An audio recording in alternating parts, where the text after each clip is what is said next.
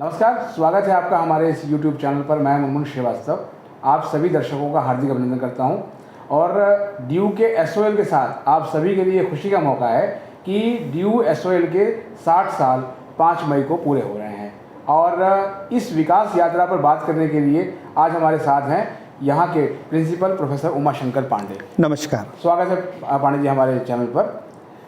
दर्शकों का जो सबसे बड़ा जो सवाल है वो है ड्यू SOL को लेकर कि क्या यहाँ वो बच्चे पढ़ते हैं जो कहीं ना कहीं जिनके नंबर कम आते हैं या वो फिसड्डी छात्र होते हैं। मुझे लगता है मुनमुन जी ऐसी धारणा बिल्कुल गलत है, क्योंकि आपको शायद जानकारी होगी कि खासकर दिल्ली में हैं लगभग जितने भी चार्टेड अकाउंटेंट हैं 4 से 5 हज़ार की संख्या में सभी स्कूल ऑफ ओपन लर्निंग के छात्र हैं। और आपको ये भी विदित होगा ये लगभग ऐसे लोग हैं जिनके 12th में कम से कम 90 या 95% से ज़्यादा एबव मार्क्स हैं।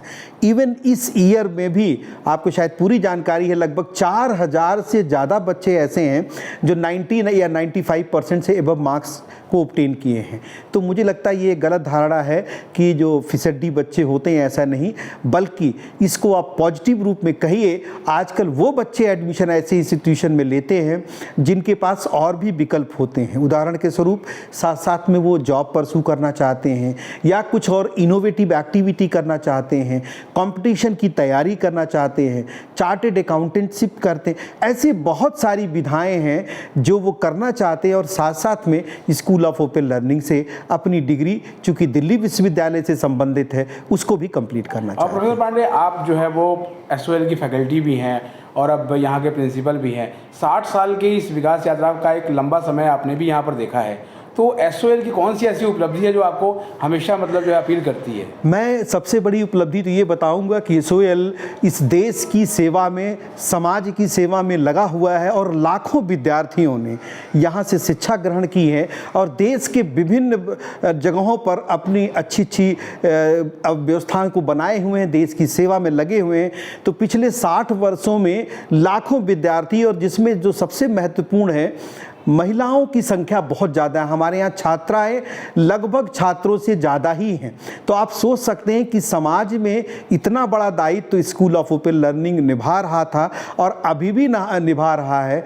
तीसरी जो सबसे महत्वपूर्ण बात है, जो आजकल जैसे देखा है भारत सरकार ग्रास इनरोलमेंट रेशियो बढ़ाना चाहती है, लोगों की पढ़ने की जो संख्या है, तो ये जो माध्यम है हमारा स्कूल ऑफ ओपन लर्निंग का, डिस्टेंस लर्निंग का, यही एक ऐसा माध्यम है जिसके थ्रू कम संसाधनों में आप देश में साक्षरता का प्रतिशत बढ़ा सकते हैं। और मुझे लगता है स्कूल ऑफ ओपन लर्निंग पिछले 60 सालों में बहुत बड़ा योगदान कर चुका है और आगे अपनी और नई गति को, नए कीर्तिमान स्थापित करने जा रहा है। सर, SOL जो है वो 2 चीज़ों के लिए पिछले कई महीनों से सुर्खियों में रहा। एक तो स्टडी मटेरियल को लेके बच्चों के बहुत हंगामे हुए, आपने भी देखा और आपने बच्चों को समझाने का प्रयास भी किया, और एक OBE की डिमांड को लेकर। आप इन सब मुद्दों को कैसे देखते हैं?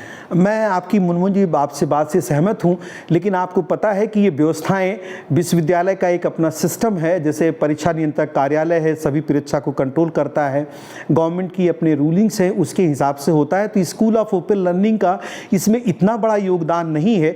हाँ, ये जरूर है कि बच्चों की OBE की जो मांग थी वो इसलिए हो रही थी कि कोरोना के पीरियड में पिछले 2 सालों से छात्र उसी तरीके से एग्ज़ाम देने में ही उनको सहूलियत महसूस हो रही थी। लेकिन चूंकि ये निर्णय दिल्ली विश्वविद्यालय का परीक्षा नियंत्रक कार्यालय करता है, तो इसमें स्कूल ऑफ ओपन लर्निंग अपनी भूमिका नहीं अदा कर सकता। दूसरी बात जो महत्वपूर्ण थी, आपने पूछा प्रिंटिंग के लिए, हमने 90% बच्चों को प्रिंटेड बुक्स अवेलेबल करा दिए गए, लेकिन कोरोना के कारण कुछ बुक्स प्रिंटिंग में नहीं आ पाई। उन सभी स्टडी मटेरियल को हम लोगों ने वेबसाइट पर डाल दिया और छात्रों को अनुरोध किया कि साथ साथ में क्लासेस भी चल रही हैं और वो वहाँ से स्टडी मटेरियल को डाउनलोड करके अपनी शिक्षा ग्रहण कर सकते हैं। सर, SOL की जो क्लासेस थी अभी कोरोना पीरियड से पहले तक, वो कई कॉलेजेस में भी चलती थी, अभी आपकी केवल सेंटर्स पे ही चल रही हैं। तो आने वाले टाइम में जैसे कि अब क्या है कि अब कोविड के केसेस थोड़े बढ़े ज़रूर हैं, लेकिन अगर कोई ऐसी सिचुएशन नहीं आती है तो क्या फिर से उन कॉलेजेस में भी कक्षाएं लगाई जा सकती हैं? आपने जो बिल्कुल सही कहा, हमारी लगभग 40 से 45 कॉलेजेस के साथ ऑलरेडी टाई अप हो चुका है। कोरोना के चक्कर में वहाँ पर क्लासेस नहीं हो पा रही थी, क्योंकि आपको पता है विश्वविद्यालय पूरी तरीके से फिजिकली फंक्शन नहीं कर रहा था। लेकिन अब आने वाले जो आपके एकेडमिक ईयर होंगे उन सब में सभी कॉलेजेस की सहायता ली जाएगी और सभी कॉलेजेस में क्लासेस होंगी। एसओएल के बारे में एक चीज़ कहा जाता है कि अगर टेक्नोलॉजी की बात करें तो दिल्ली विश्वविद्यालय और एसओएल में, एसओएल कहीं ना कहीं टेक्नोलॉजी में बहुत आगे है, तो इसका श्रेय आप किसको देते हैं? देखिए, ये मैं आपने बहुत अच्छी बात कही। दिल्ली, अगर स्कूल ऑफ ओपन लर्निंग का मैं ऐसे कहूँ कि survival totally technology oriented dependent है। हमारा ईआरपी सिस्टम बहुत पहले से ही काफ़ी मजबूत है और आगे भी हम कोशिश करते हैं कि टेक्नोलॉजी के माध्यम से हम बच्चों तक सुचारू रूप से पहुँचे और उनकी सेवा करें। दिल्ली विश्वविद्यालय तो हमारा बहुत बड़ा अंग है और हम दिल्ली विश्वविद्यालय के साथ शायद टेक्नोलॉजी के साथ जुड़ करके और आगे बढ़ने में जा रहे हैं।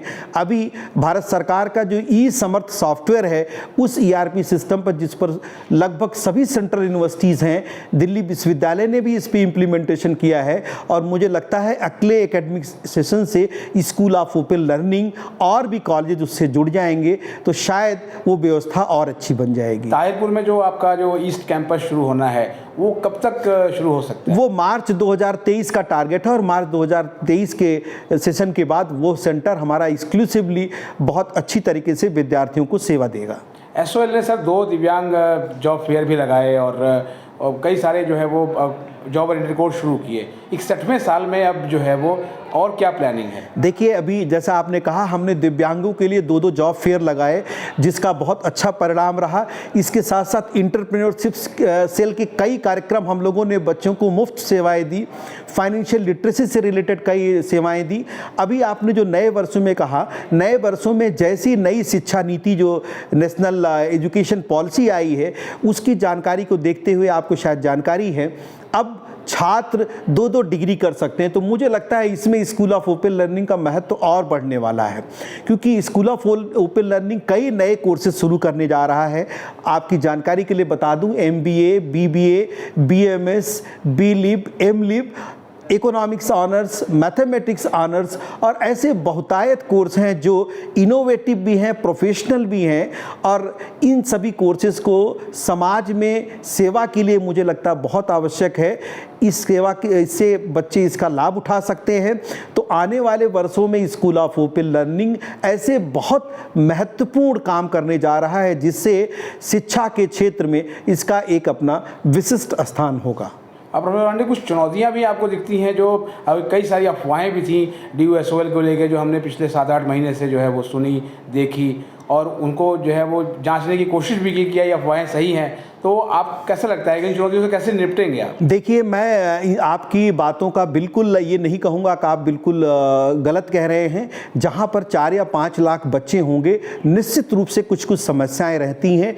टेक्नोलॉजी के फुल सपोर्ट के बाद भी कुछ टेक्निकल हिचेज आ जाती हैं, क्योंकि हमारे पास दूर दराज के बहुत ऐसे बच्चे भी हैं जो शायद फीस देने में भी या कुछ और कारण से भी मुश्किल हो जाती है। हमारी कोशिश होती है कि उन सब की सहायता की जाए, लेकिन हाँ, ऐसे हमने सेल बनाए हुए हैं कि जिन किसी विद्यार्थियों को कोई समस्या है तो हमारे पास स्टूडेंट वेलफेयर कमेटी है और भी और कमेटियां हैं जो ऐसे लोगों को चिन्हित करती है, उनका मार्गदर्शन करती है, और ज़रूरत पड़ती है तो उनको कुछ फाइनेंशियल उनको चीज़ों के लिए उनको सहायता दी जाती है, बुक्स दी जाती, और भी तरीके की चीज़ें हैं। तो मैं ऐसा नहीं कहूँगा कि समस्याएं नहीं हैं, लेकिन हम लोग उसको सुधार करने की कोशिश में लगे हैं। बहुत बहुत धन्यवाद प्रोफेसर पांडे आपका। नमस्कार। और आपने देखा हमारे साथ प्रोफेसर पांडे थे और बताया उन्होंने कि 61वें साल में बहुत सारी नई तैयारियां भी SOL कर रहा है और आपको जल्द ही कुछ नए कोर्स भी जो है वो देखने को मिलेंगे। अगर आप हमारे चैनल पर नए हैं तो चैनल को लाइक करें, सब्सक्राइब करें और इसे शेयर करें। मिलते हैं एक और एपिसोड के साथ, तब तक के लिए नमस्कार।